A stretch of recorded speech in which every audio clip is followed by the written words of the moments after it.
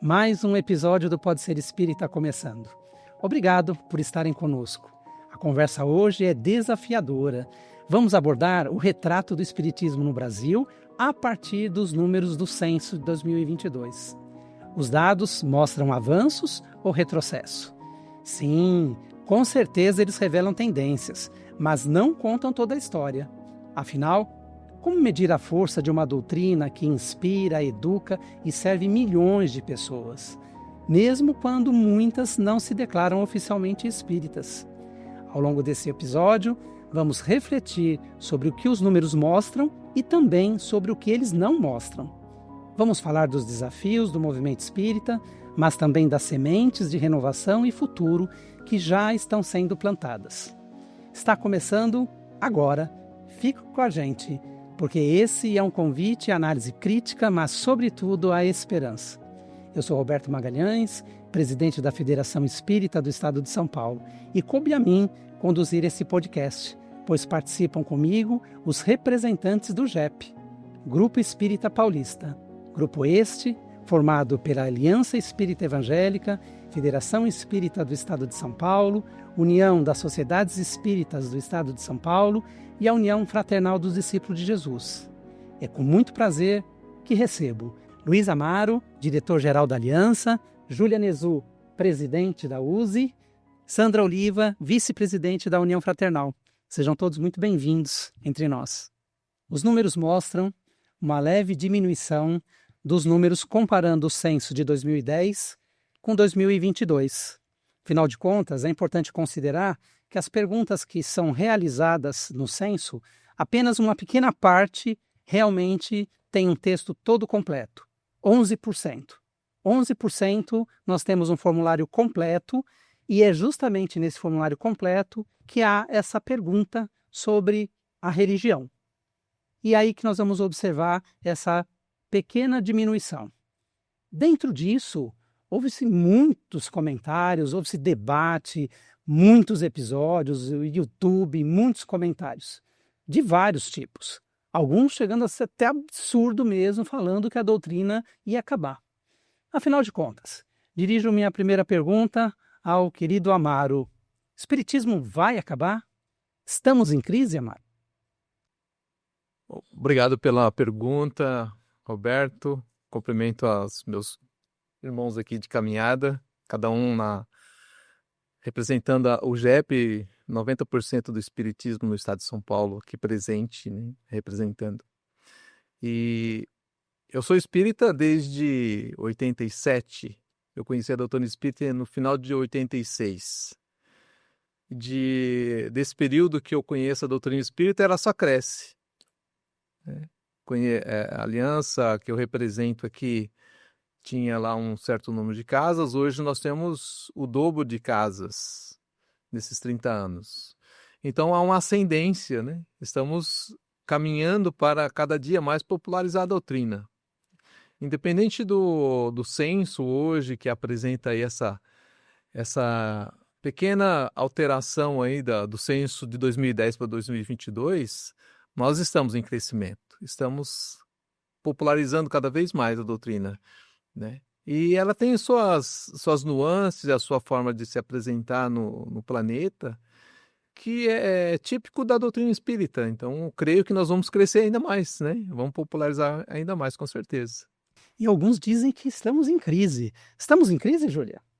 Olha, perante a USE, né, representando tantas casas, são mais de 1.000 centros espíritas que estão sob a USE. Percebe-se algo nesse sentido? Estamos em crise? Olha, com a pandemia, bom, primeiro também quero cumprimentar e quero agradecer a oportunidade de estar aqui com vocês. Com a pandemia, nós percebemos que houve um certo abalo nas nossas casas espíritas, as pessoas deixaram de participar e o retorno está sendo um pouco difícil. Então, mas nem por isso o Espiritismo vai acabar. Afinal, o Espiritismo é o Consolador prometido por Jesus. E o que nós temos muito no nosso planeta Terra são dores, né? E sempre nós queremos as respostas.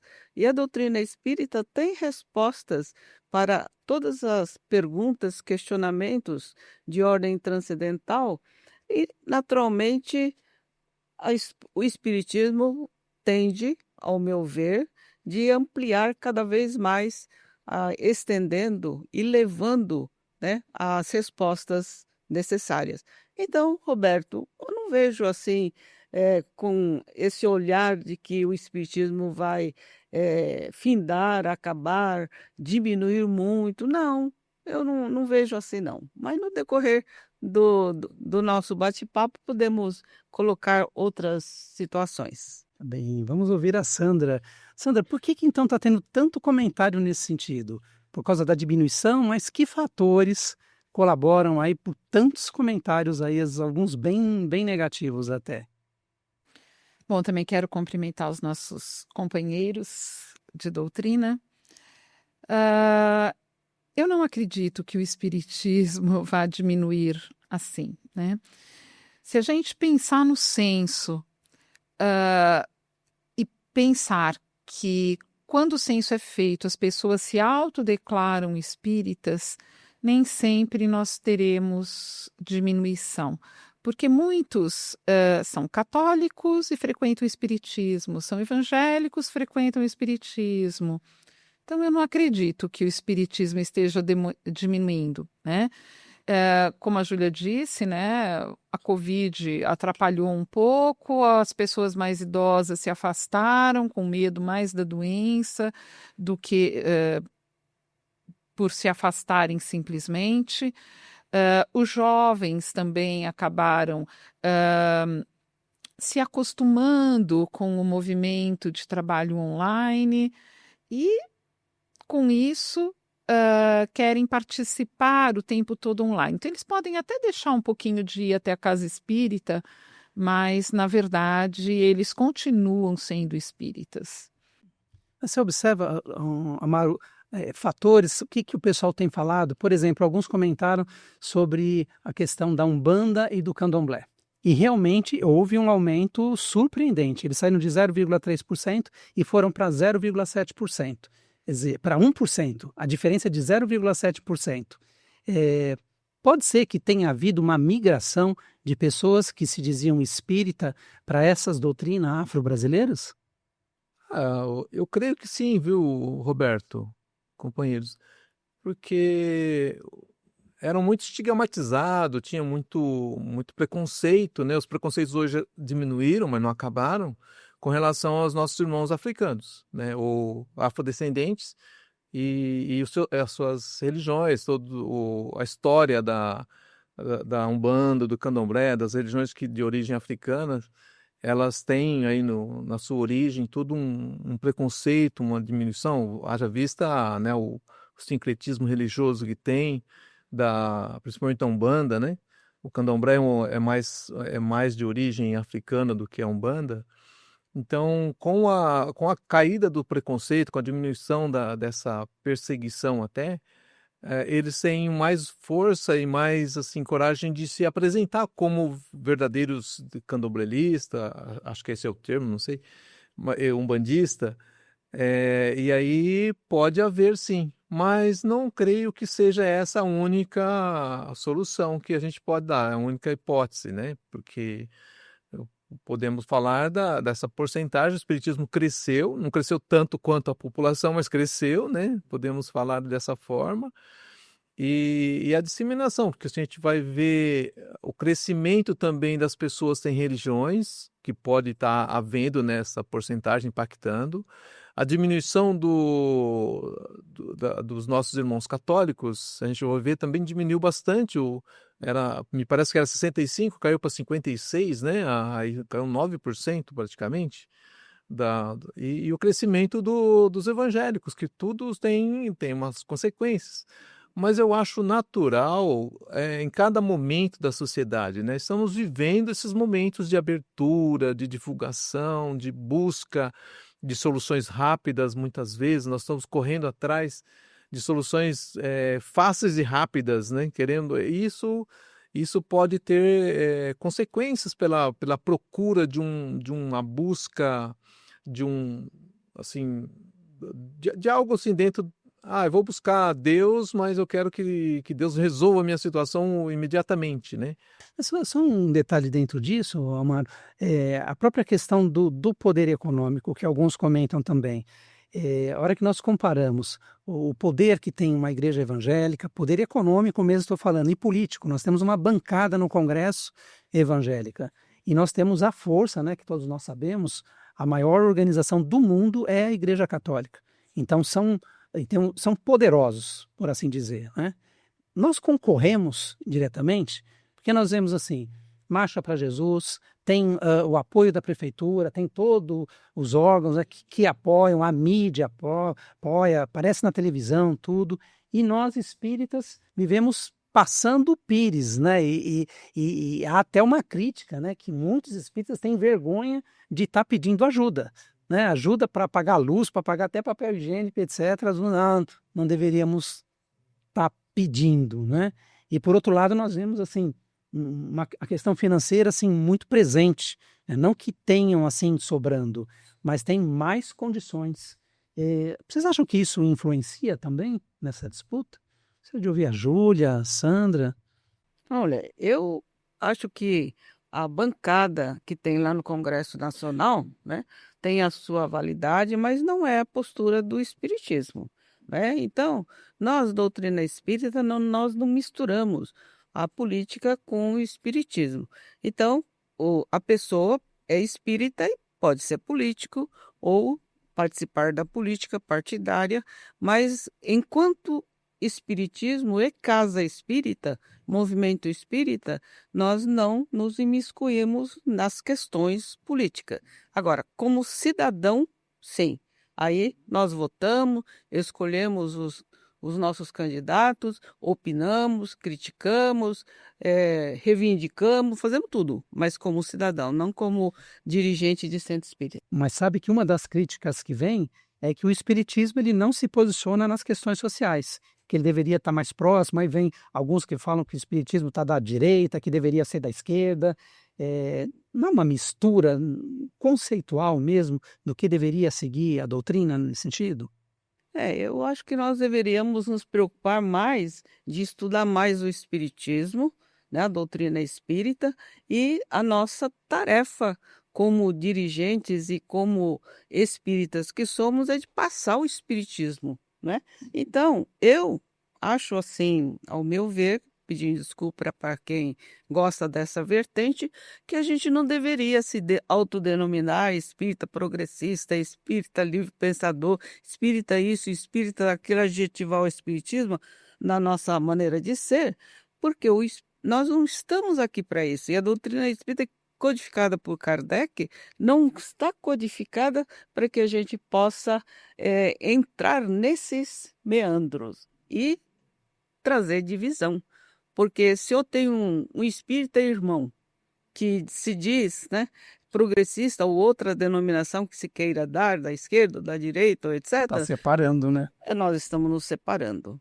E a única forma que nós temos de vivenciar, né, o espiritismo, como Kardec pretendeu e como pretendeu naturalmente os espíritos superiores, é nos amando, sendo cada um de nós irmãos uns dos outros.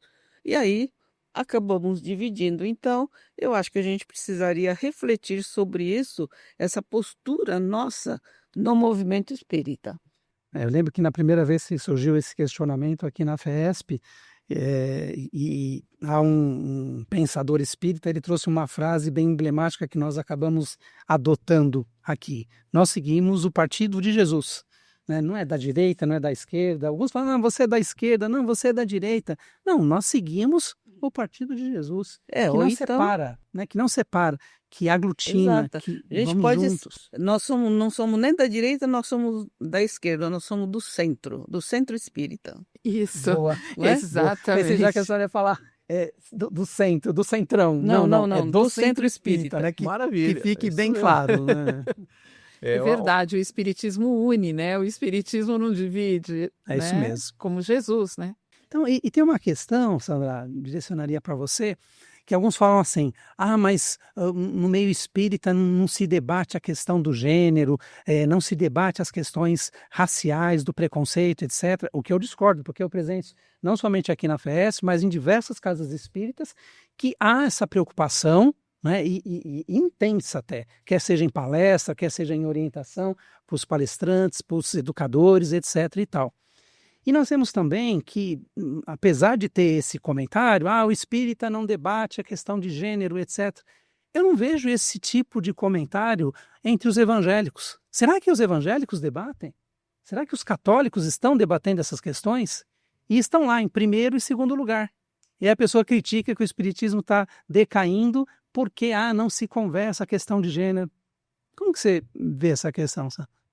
Olha, eu acredito que o espírita ele não separa pessoas por gênero, nem por raça, nem por cor. O espírita, ele trabalha, no geral, a união de todas essas pessoas. Eu não costumo ver em nenhuma das casas ou dos locais que eu frequento da religião espírita essa divisão. Não existe, né? Eu acho que até nas outras religiões talvez não existam, mas há algum tempo atrás isso era mais presente, né? Hoje em dia não, hoje em dia as pessoas estão com a cabeça bem mais aberta, aceitando todo tipo de gênero, de classe, de religião também. Eu acho que uma das coisas que impactam bastante no nosso meio é a linguagem. Eu acho que nós precisamos nos atualizar, né? Atualizar a comunicação, de como nós nos dirigimos ao nosso público, né? Esse talvez seja um ponto que impacta a questão da gente popularizar mais a doutrina. Nós vamos ver, e Kardec era um excelente comunicador, ele usou a técnica que tinha na época, né? Ele usou a melhor forma. Se nós voltarmos um pouco mais atrás, vamos ver lá na época de Jesus, o Paulo de Tarso usou as melhores técnicas que tinha na época, técnicas avançadíssimas, que eram as cartas que ele enviava, né? Kardec usou as mesmas formas de comunicação, mandavam lá os seus,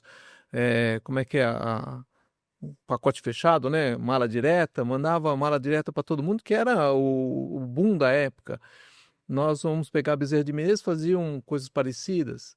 E há muito tempo nós estamos aqui num delay, né? Estamos um pouco atrasados do que a mídia hoje usa. Não é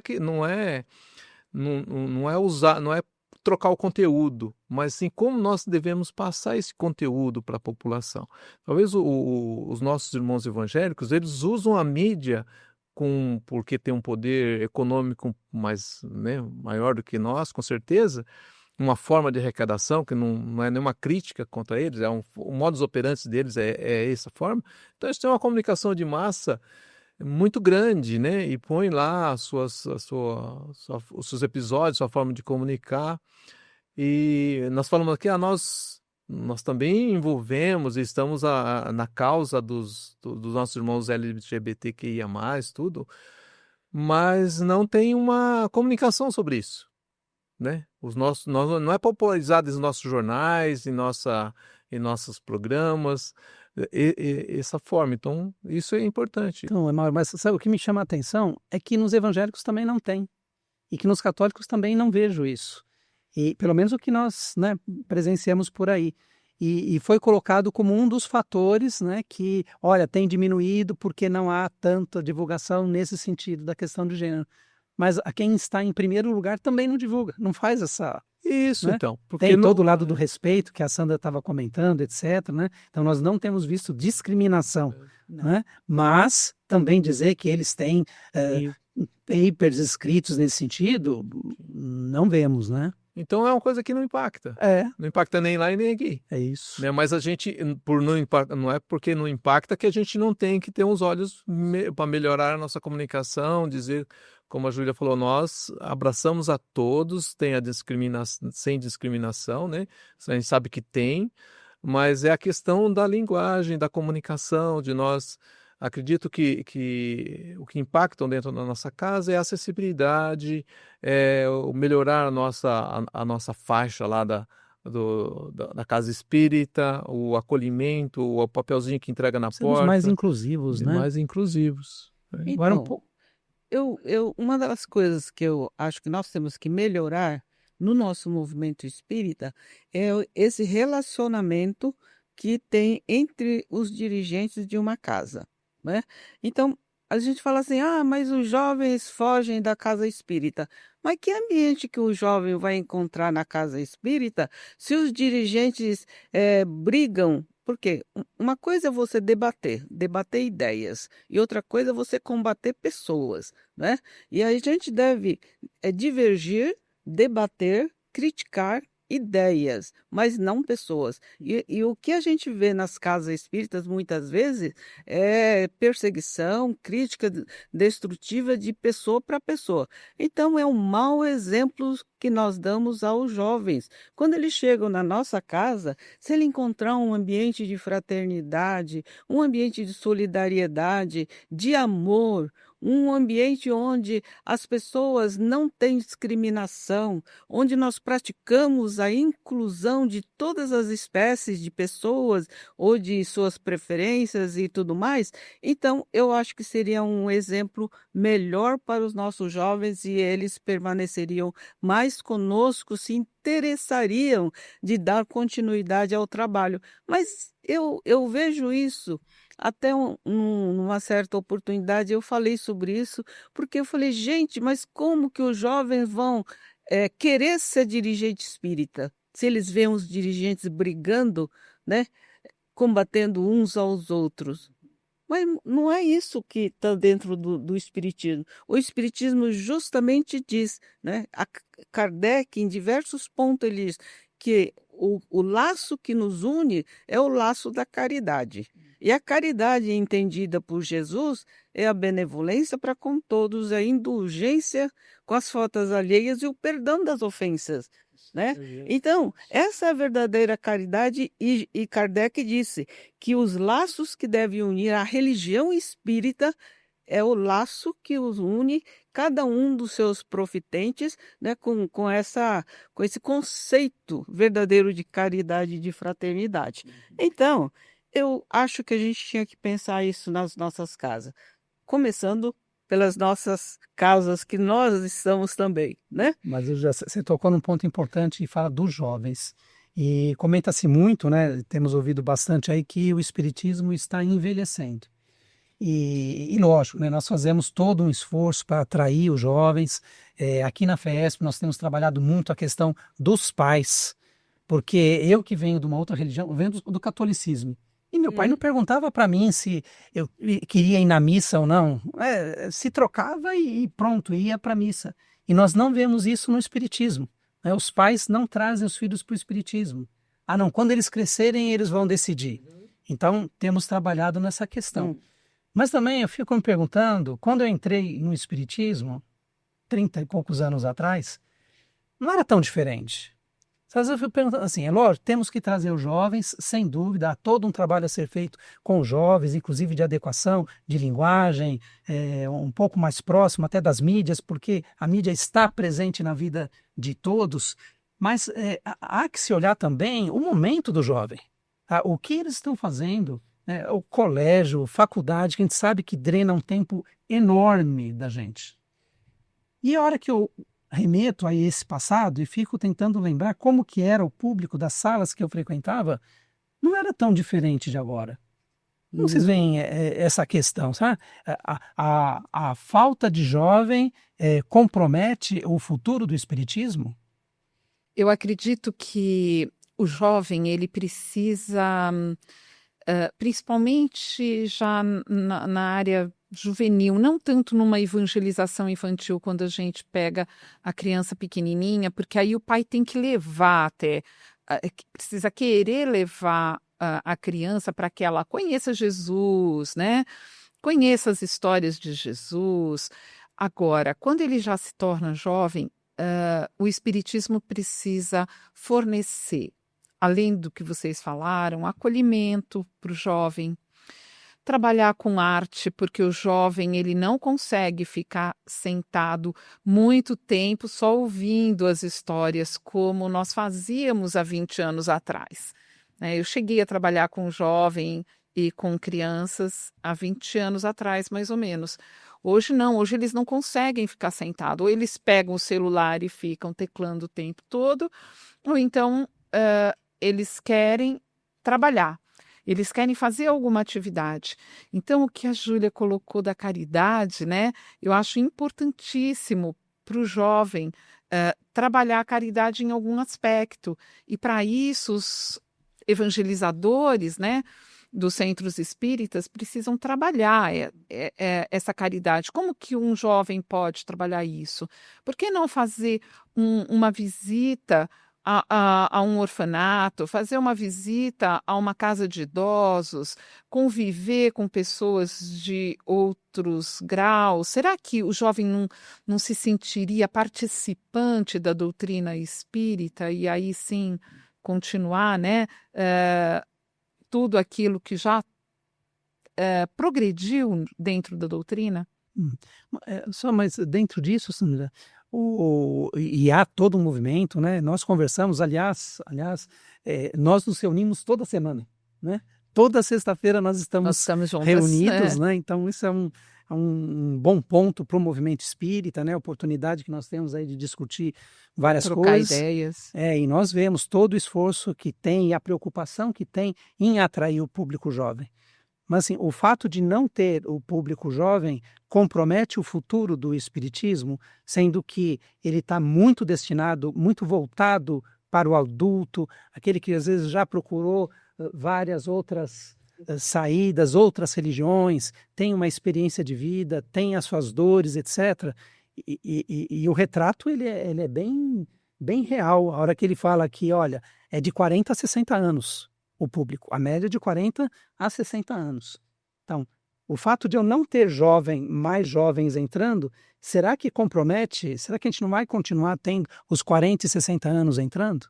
Ou talvez a gente tenha uma lacuna, né, aí dentro dessa faixa etária? Eu tenho uma teoria.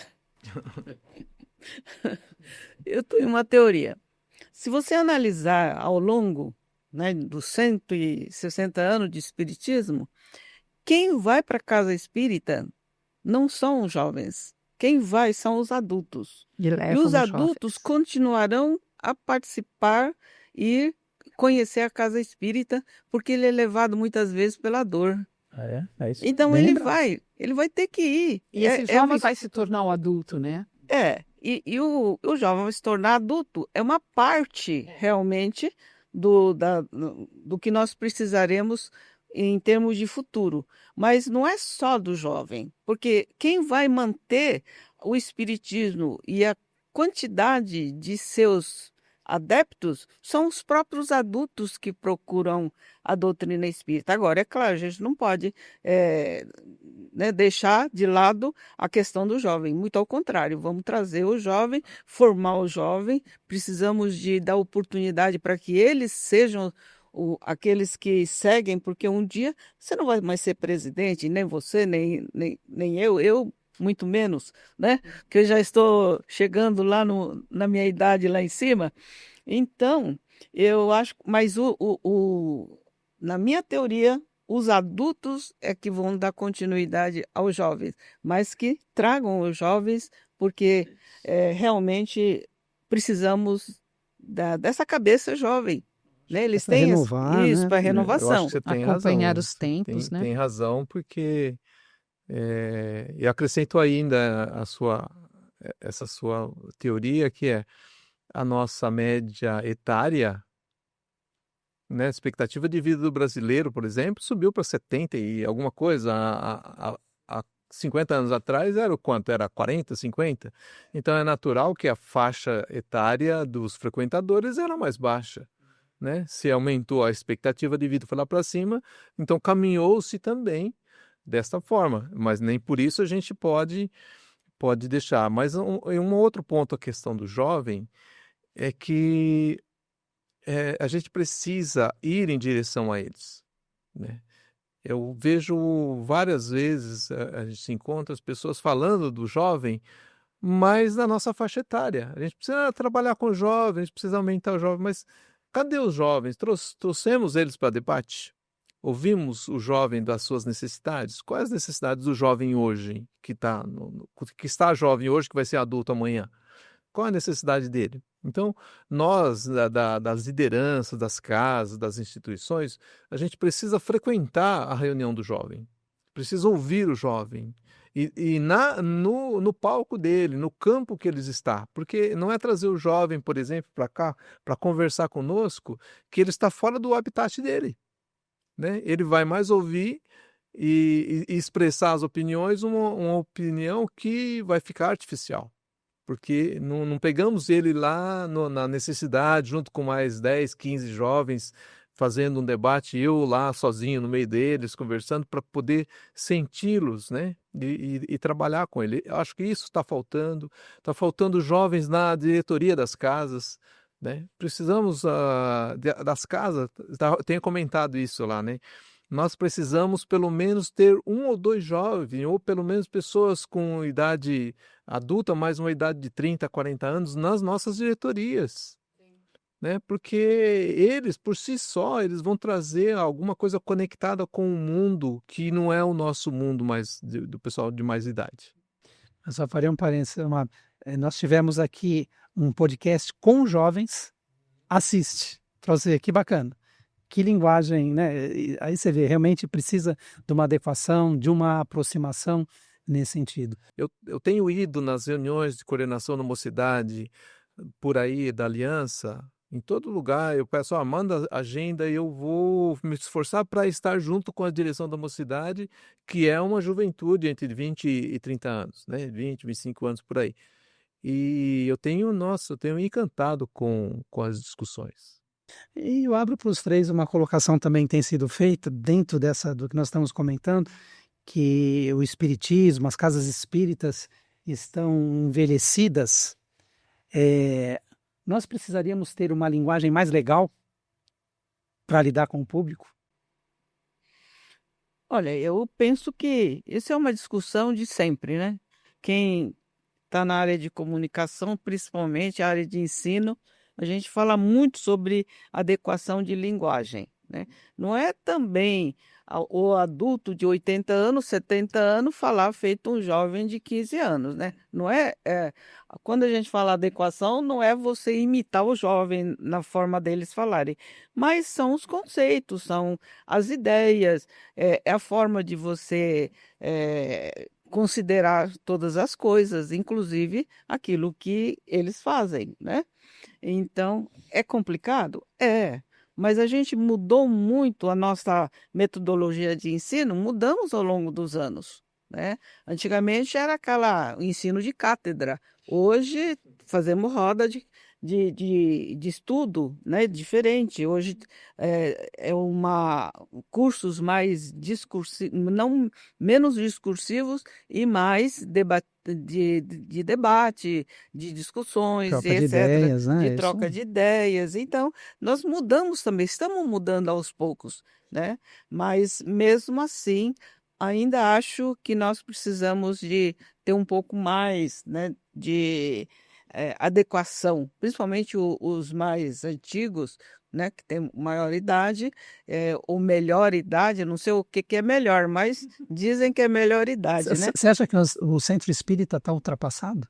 Não, o centro espírita não está ultrapassado, ele precisa de alguns apertos aqui, acolá, né, fazer algumas alterações e os dirigentes se conscientizarem de que eles não são donos do centro e que ele precisa preparar novas lideranças, né? Então, por exemplo, na USE a gente dá muito curso de liderança, curso de gestão, mais de 20 anos que a gente vem fazendo isso, exatamente para que o dirigente aprenda que ele não é eterno no cargo. Mas você sabe que ainda tem estatuto no movimento espírita que diz que o cargo é permanente? Vitalício. É vitalício? Nossa, eu nem acredito, mas ainda existe. Mas antigamente tinha muito mais casos assim. Então, hoje você vê pelo próprio estatuto que há uma descentralização, né, de competências, o que já é muito bom, mas precisa realmente de haver uma preparação dos dirigentes que tenha consciência de que precisa preparar pessoas para a sucessão, né? Inclusive incluindo jovens, né? Incluindo o jovem. Incluindo o jovem. Olha, na USE, todas as minhas gestões, nós temos sempre 2, 3 jovens na diretoria executiva. Isso é bom. Um evento que nós tivemos aqui recentemente foi até surpreendente, porque tinha uma dinâmica lá que, aliás, quem estava apresentando era o Valteno, que é da USE, e ele pergunta no auditório assim, bom, vamos convidar para vir para o palco quem tem menos de 30 anos. O auditório estava cheio. Sabe quantos que vieram? Meia dúzia. Zero. Zero? Menos de 30 ninguém. Eu achava que Aí ele ainda tinha... subiu, né? Foi subindo, 40. Então, aí vieram lá as meia dúzia, porque realmente a maioria era um... E olha que era Parecia mais evento idade. de educação, não era? Era um evento de educação. Isso, de educação. É. Que Agora- tem muito jovem, pressupõe, né?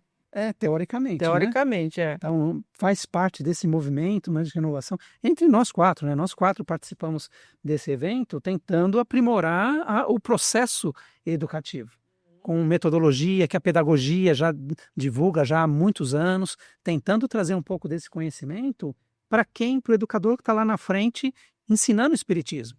Porque realmente, né, como você bem lembrou, houve mudança. Então, quem acompanha todo o movimento, é inegável que houve mudança. Há alguns anos atrás, você simplesmente era quase que uma palestra, a aula era uma palestra. Hoje não. Todos nós, aí eu presencio isso nos centros espíritas, aqui nas outras casas, que há uma busca por interação, né? Interagir com os alunos, colocar o aluno como um protagonista, né? Então, só essa mudança de paradigma já é muito significativa no movimento como um todo. Mas eu queria só voltar a pergunta aqui também para os dois. O centro espírita está defasado? Está ultrapassado? Eu acredito que não. Ultrapassado não, porque nós estamos, na verdade, trabalhando a doutrina espírita, né? Se as ferramentas que a gente está usando estivessem totalmente ultrapassados, a gente não teria alunos assistidos chegando às casas espíritas, nós não teríamos os jovens. Na União Fraternal, por exemplo, nós fazemos expedições às casas espíritas, onde os coordenadores das mocidades de outras casas vão até uma das casas e conhecem todo aquele trabalho, com a metodologia que estão usando, como está sendo feito o trabalho, e isso ajuda muito o dirigente da casa espírita, que depois recebe essas informações, né, a conseguir trabalhar com os jovens. E os adultos acabam, os mais velhos, os mais antigos, conseguem trabalhar mais com a doutrina dentro da casa, né, e incluindo um pouquinho esse jovem. A gente ainda não chegou no ponto de colocar jovens na diretoria, mas isso talvez seja uma coisa que em breve aconteça, né, nas casas. Eu não acho que está ultrapassado, não. Ultrapassado não, mas eu acho que nós estamos atrasados. Atrasado, sim, Estamos atrasados. Nós somos, quer dizer, de certa maneira, nós somos reativos ao que a sociedade pede e a gente demora a entender e devolver e atender a necessidade. Um outro aspecto que nós temos muito forte dentro da doutrina espírita, mas é algo da doutrina mesmo, é que nós somos todos voluntários, né? É um voluntariado, são exceções à regra, né? Que alguém é assalariado trabalhando pela doutrina. E quando isso acontece em algum lugar, está muito mais ligado a uma ação social, né? A um trabalho social lá que precisa de alguém que esteja lá, um médico, um enfermeiro, um atendente lá que tem que ficar, dar a sua parte profissional lá, Mas, em via de regra, a doutrina espírita não é uma doutrina que tem um palestrante pago lá, né? Para ficar lá no meio. Treinado, né? Não é Na isso. fala, Então, eu acho que oratório. é uma coisa interessante isso, que não estou falando que isso é errado ou certo, estou falando que é um fato, né? Então, como o mundo ele exige demais de nós, da humanidade, de nós que corremos atrás aqui de pagar as contas, de fazer as palestras, de preparar uma coisa ou outra, a gente acaba não tendo tempo para agir, né? E aí a gente começa a reagir. Quando vê um problema, a gente começa. O problema já existe, agora a gente vai tentar solucionar. Então, não tem tempo de nós pensarmos em soluções atuais, assim, né? E a gente precisa atualizar, que eu falei, né? Nossa linguagem é atrasada, a gente precisa atualizar.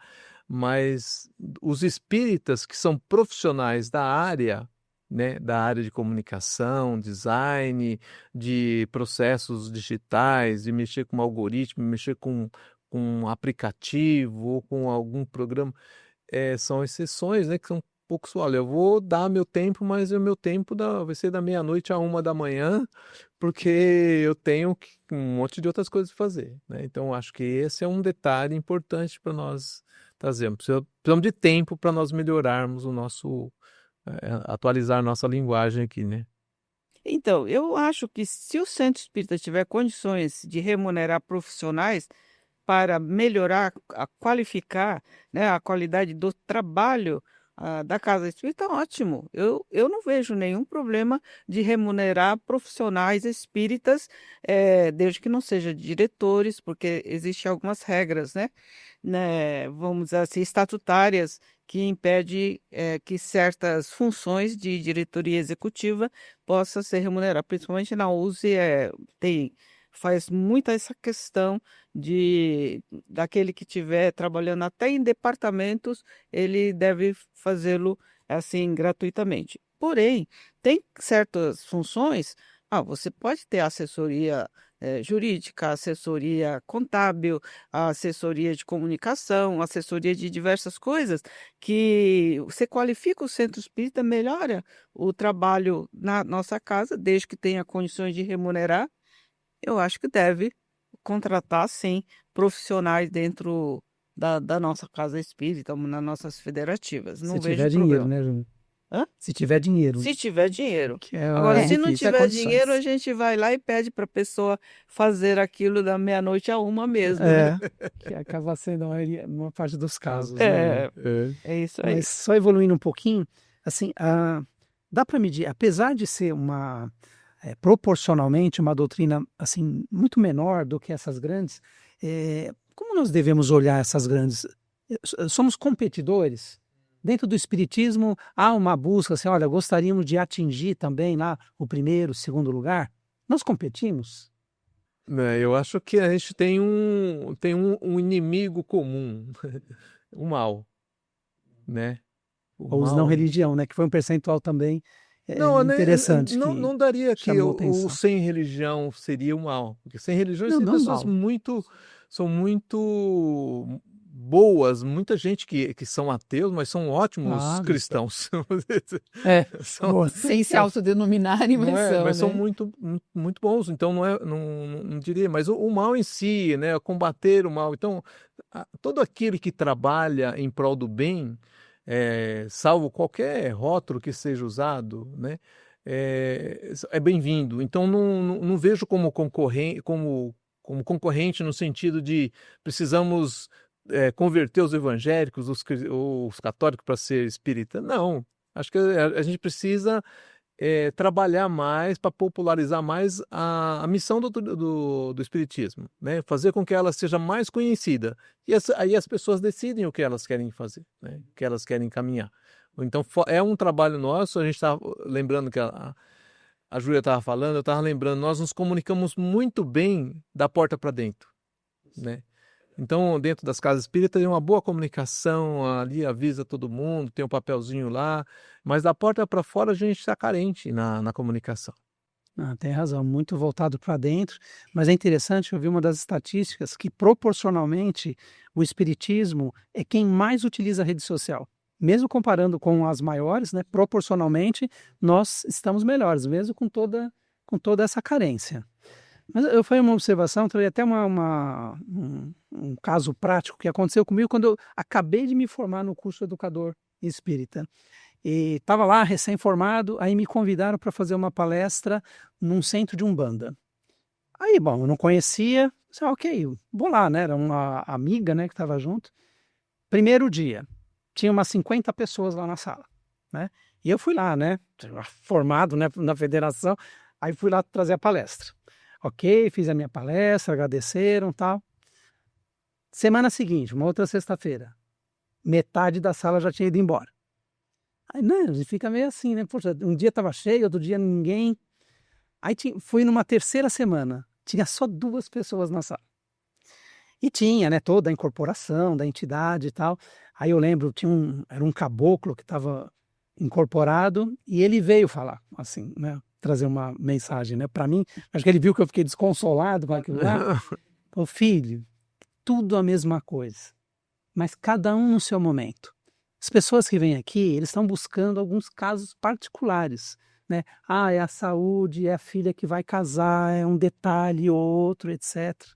No fundo, tudo a mesma coisa, né? Mas depende do momento de cada pessoa. Eu achei de uma sabedoria assim, então não vejo a competição, né? Nós nunca vamos competir com a Igreja Católica, Ou né? ninguém. Com qualquer outra religião. A impressão que dá é assim, ó, são nichos, são nichos. Há religiões de massa, isso é muito importante. Há religiões mais específicas e cada um no seu quadrado, né? Cada um ali tem a sua missão, algo a ser seguido. Então, o espiritismo nunca fez proselitismo, né? Ela não tem, é uma proposta mesmo da própria doutrina de não ser proselitista, não corre atrás de adeptos, mas ela deve colocar, não debaixo do alqueire, mas em cima do alqueire, a- os seus fundamentos, os seus princípios basilares que farão parte um dia, né, do entendimento das outras religiões, até porque a ciência está comprovando diversas coisas, diversos fenômenos da doutrina espírita, que são a fenomenologia espírita, então isso vai se tornar de conhecimento universal. Então, o espiritismo não quer que ninguém obrigatoriamente seja espírita, ao contrário, né? Nós queremos que seja pessoa do bem, homens de bem. Então, não importa se é católico, evangélico, qualquer outra religião. Aliás, tem 9.000 religiões na face da Terra, né? Pode ser qualquer uma delas, não tem problema nenhum, desde que sejam É o que o pessoas. Kardec falava nas reuniões, né? Não É, importa não que seja importa. católico ou qualquer outra religião, né? Não, Ele não tinha tanto discriminação. que Kardec dizia assim, olha, você gosta do catolicismo, seja um ótimo católico. Católico. E se você quiser estudar a doutrina espírita está à disposição, né? Então, aquelas conversas que ele tinha lá no livro O que é o Espiritismo, né, as Sim. conversas com alguns padres, é muito interessante também, que Kardec em nenhum momento diz que o Espiritismo veio para competir com outras religiões, né? Nós aqui no Brasil institucionalizamos a doutrina espírita como uma religião, mas não no sentido literal da palavra, porque a palavra religião, no sentido usual, é tudo aquilo que nós conhecemos. Tem hierarquia sacerdotal, tem culto, tem isso, tem aquilo, né? Coisa que o Espiritismo nada disso tem. Então, é uma religião no sentido filosófico da palavra. E assim sendo, eu penso, né, que não é proposta de Kardec tornar o mundo espírita. Muito ao contrário. É que cada religião já vai assimilando. Você vê, desde a da antiguidade até os dias atuais, né, as religiões orientalistas, não todas, mas de uma maneira geral, pregam a reencarnação, os ensinamentos muito próximos daquilo, né, que está em Sócrates e Platão, que está lá na introdução do Evangelho segundo o Espiritismo. Então, a gente vai vendo que vai se aproximando muito, né, do ensino de Jesus, que também, como o ensino de Jesus está, vamos dizer assim, é parte fundamental também do Espiritismo, que a gente não foge, muito ao contrário, vai de encontro e tenta colocar na nossa vida, na nossa prática, os ensinamentos de Jesus. Então, acho que o Espiritismo é isso, sabe? O Espiritismo não vai tentar converter ninguém. E também não tem necessidade de subir de patamares e no percentuais, né, no IBGE. Eu até aproveitaria esse gancho, perguntaria para a Sandra, há uma frase que é atribuída a Leon Denis, na verdade, assim, que é um resumo de todo um texto que ele coloca lá no livro No Invisível, que fala que o Espiritismo não vai ser o futuro, como que é? O Espiritismo não é o futuro, Não é a religião do futuro. não é a religião do futuro. Futuro das É o religiões. futuro das futuro religiões. das religiões. Como que você vê isso? Como assim é o futuro das religiões? Olha, eu vejo que hoje nós recebemos nas casas espíritas pessoas de todas as religiões. Na hora da dor, como a gente estava falando lá no começo, né, as pessoas procuram o espiritismo, né? Chegam na casa pedindo socorro, mesmo sendo de outras religiões, e todas elas são muito bem recebidas, acolhidas literalmente, que na maior parte das vezes é aquilo que eles necessitam, né? Então eu acho que é por aí, né, Roberto? Como que você vê, Amaro, essa questão? O Eu espiritismo, o é futuro o que das a Júlia estava religiões? comentando agora, né? Que a Júlia comentou. É questão da prática, né? Se todo mundo estiver praticando o que a doutrina prega, não precisa usar o nome espírita. Pode ser um ateu, né? Que usando os preceitos espíritas, os ensinamentos, tá ótimo. Então, se é um católico que tá lá dentro do catolicismo, está usando lá o amar a Deus sobre todas as coisas, está usando os preceitos justos que a doutrina traz, né? Não preconceito, trabalhando essa parte. Esse é o futuro das religiões, né? O Espiritismo está impregnado, está levando a todo mundo. Mas eu estava lembrando agora que ela estava falando, nós somos de 1856, 57, né? Então, nós somos caçula, né? Se for comparar com o catolicismo, que Não ele é? realmente, né, se concretizou com o É. catolicismo 400 anos depois de Jesus. Você vê, quase 1960. 1.600 anos de catolicismo. O protestantismo, lá, os evangélicos, saiu de Martinho Lutero lá em 1506, 1514, coisa assim.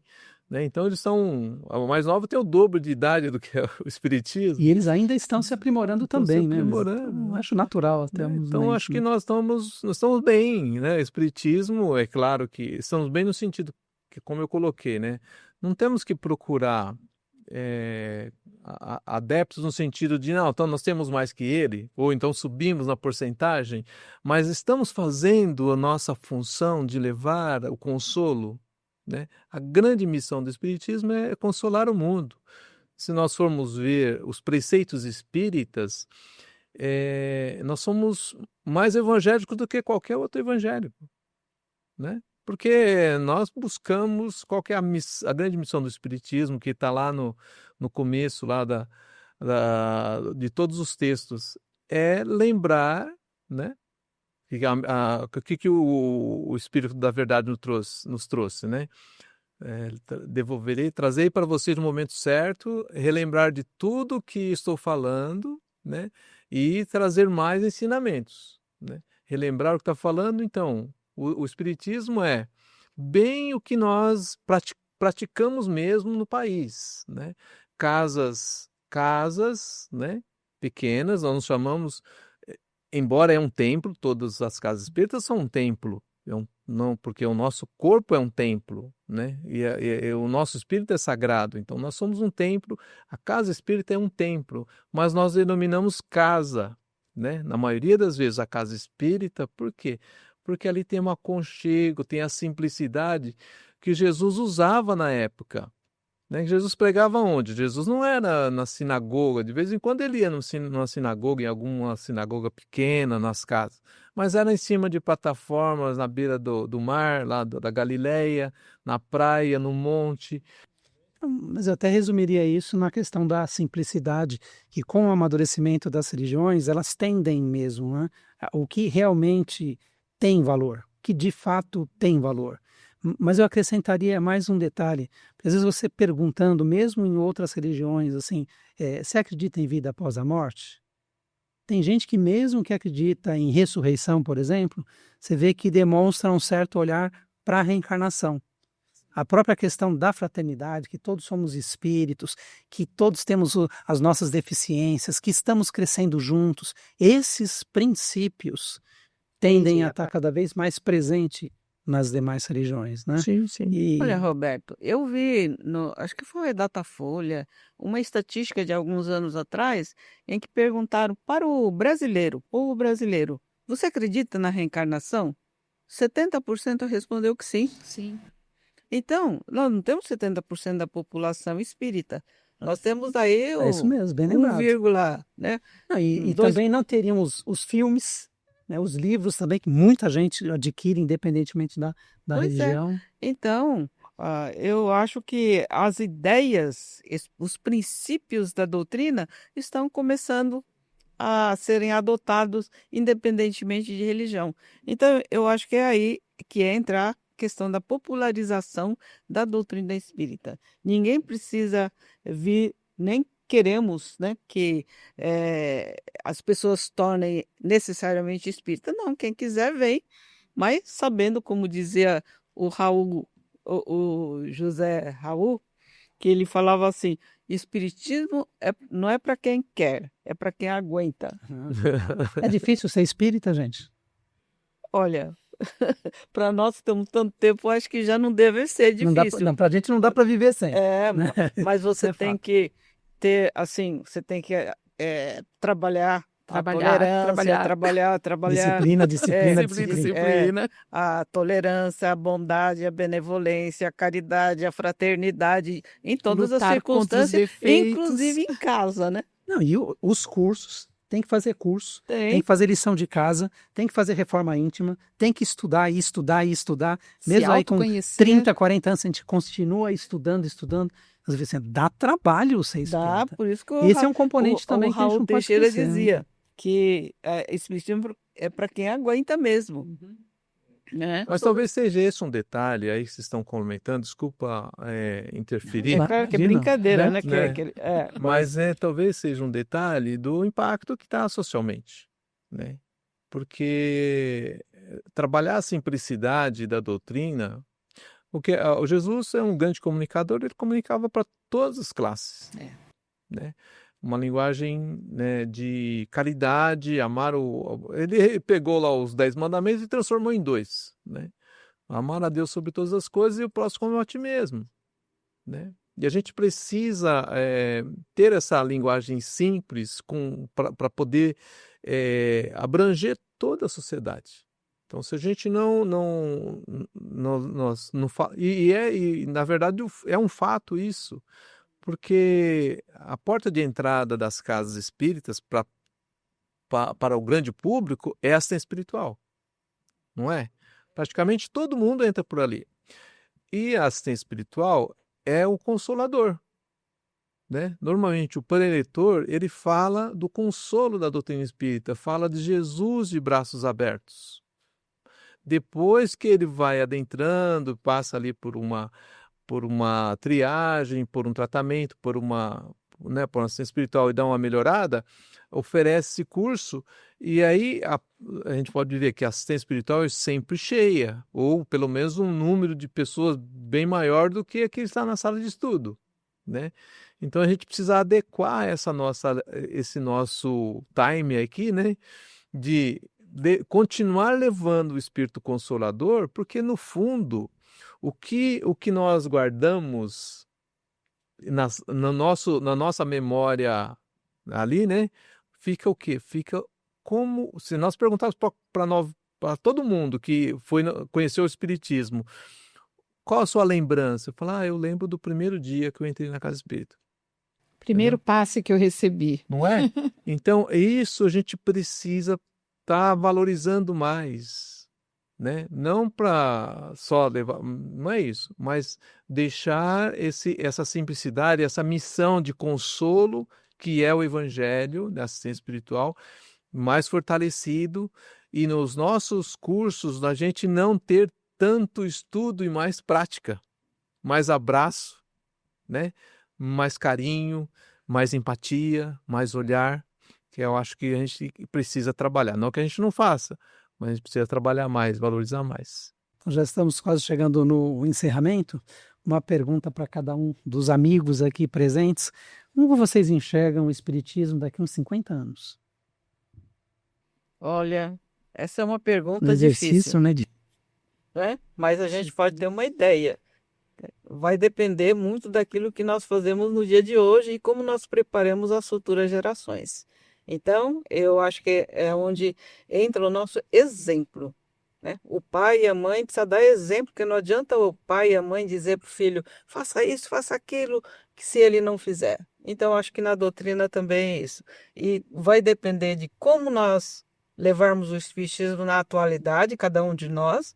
Nós somos dirigentes, né, das casas, temos aí uma quantidade grande de centros espíritas que participam, né, do movimento de unificação de cada federativa.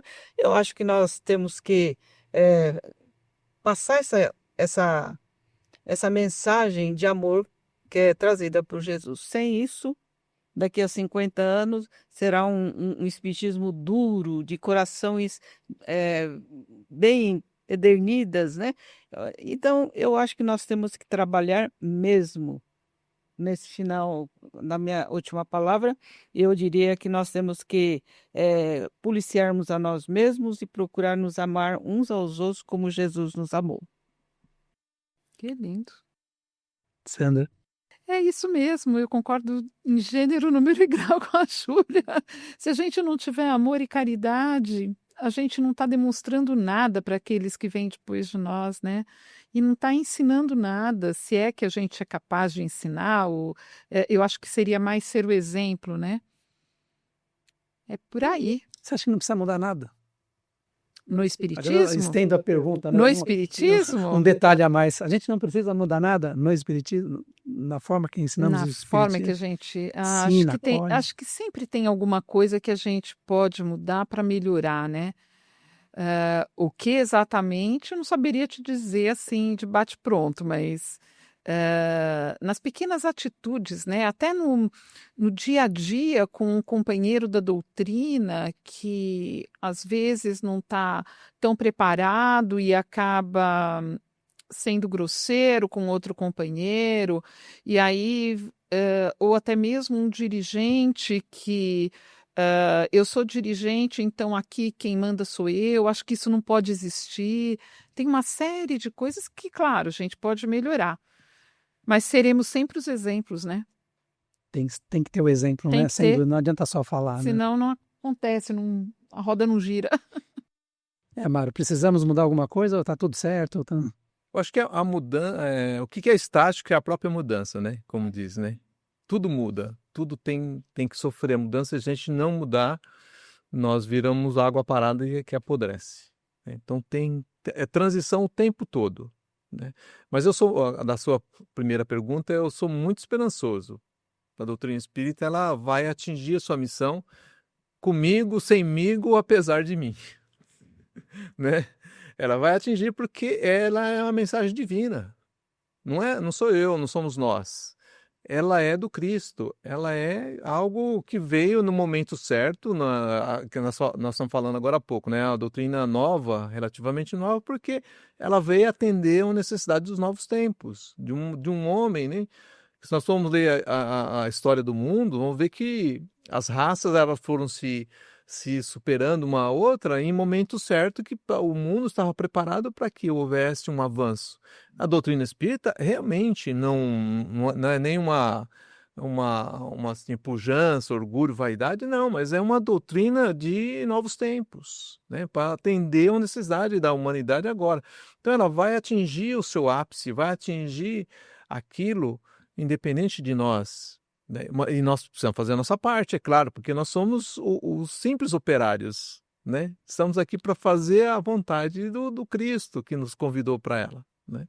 Eu diria até que se não fosse necessário, ela não existiria. Sim. Então, lógico, né, há todo um conjunto espiritual que nos acompanha, que nos guia no nosso dia a dia. Tem imperfeições? Claro que tem imperfeições. Alguns falam assim, mas tal pessoa trouxe uma fala preconceituosa. Tem dentro do Espiritismo? Tem, como tem em todas as religiões, porque é formada por pessoas e nós somos imperfeitos, não tem, né? Mas o importante é realmente a questão do exemplo, de buscarmos, né, daquele mergulho interior, como eu me relaciono com as outras pessoas, ter a filosofia espírita incorporada, que nós somos espíritos, nós só estamos aqui de passagem, né? Que é reflexo de vidas anteriores, que tudo que estiver fazendo hoje em dia, isso vai repercutir em vidas futuras. Essa conscientização muda tudo na nossa vida, muda tudo. E levarmos esse tipo de filosofia, que é uma filosofia de vida mesmo, né, a todos os lugares, isso fortalece o movimento. Que não tem a menor expectativa de olhar daqui 50 anos e falar que a doutrina vai ser uma doutrina gigante. Não, porque não é esse o propósito. Não é esse o propósito, né? Não é elitista, ela está aberta para todos. Alguns falam, não, mas o Espiritismo é elitista. Nunca vi alguém ser barrado, é aberto para todos, né? A quem nos procura, independentemente até de credo, né? Inclusive nós temos alunos, né? Temos uma aluna freira, né? Mas já tive padre, pastores que vêm para conhecer o que é o Espiritismo em si. E 100% são acolhidos. Eu nunca vi ninguém assim, vai ser desprezado, vai ser desconsiderado. Então, essa força transformadora do Espiritismo, acho que tende a ser mais perene. O conhecimento intelectual do Espiritismo é algo assim grandioso, né? É muito interessante conhecer o mundo espiritual. Mas não é aí que está a força mais importante do Espiritismo, e sim aquela de tocar o coração e promover a mudança. E com isso nós vamos 50 anos e vai passar. A humildade, né? Ter a humildade de reconhecer os nossos erros, reconhecer que nós precisamos melhorar, crescer. Eu queria acrescentar nós 4 aqui, né? Que eu falei lá no começo, nós representamos 90%, eu imagino, né? 90% do espiritismo no estado de São Paulo. Há 50 anos atrás não tínhamos essa abertura, essa conversa, né? Caminhávamos em caminhos paralelos, né? Cada um fazendo ali a sua parte, com os preconceitos de cada um, né? E muitas vezes, pela história, eu não vivi tanto tempo assim, né? Não sou dessa época, mas a história nos diz, olha, as pessoas queriam unificar o movimento espírita, mas com o seu programa debaixo do braço, né? Então, eu estou certo, os outros estão errados, né? Vamos unificar, né? Mas adota o meu, né? Isso. Agora nós estamos aqui em 4 pessoas, há 5 anos nós estamos com o JEP, né? E com um respeito grande, não só pelo Espiritismo, pela forma que a USE trabalha, que a FESP trabalha, que a União Fraternal trabalha, mas, como você falou, respeitando qualquer bandeira, né? Estivemos dentro desse tempo, a Aliança promoveu alguns encontros interreligiosos, com debates com sheik, com padre, com movimento e assim, e todos têm um valor grande, né? Representando assim um grupo de pessoas. Então é isso, acho que é nesse caminho. Nós estamos aqui encerrando. Últimas palavras, últimas considerações. Abro para os 3. Bom, eu agradeço mais uma vez pela oportunidade, né, de estar aqui conversando com queridos amigos. Então, muito obrigada. Eu também gostaria de agradecer. Foi uma tarde diferente, né, e muito proveitosa também. Grato pela companhia de todos, pelo convite, né, por cedermos o espaço aqui para esse diálogo tão importante, tão bom, que pode, quem não for nos ouvir, com certeza vai poder ter uma visão de do Espiritismo como um todo. Estamos aqui representando o Espiritismo no estado de São Paulo, né? Agradecer a FESP por nos fazer o convite e criar essa estrutura maravilhosa aqui para esse debate tão gostoso. Obrigado pela sua condução aqui, que foi bem, né, bem serena. Ficamos bem à vontade aqui para conversar um pouco. Muito obrigado.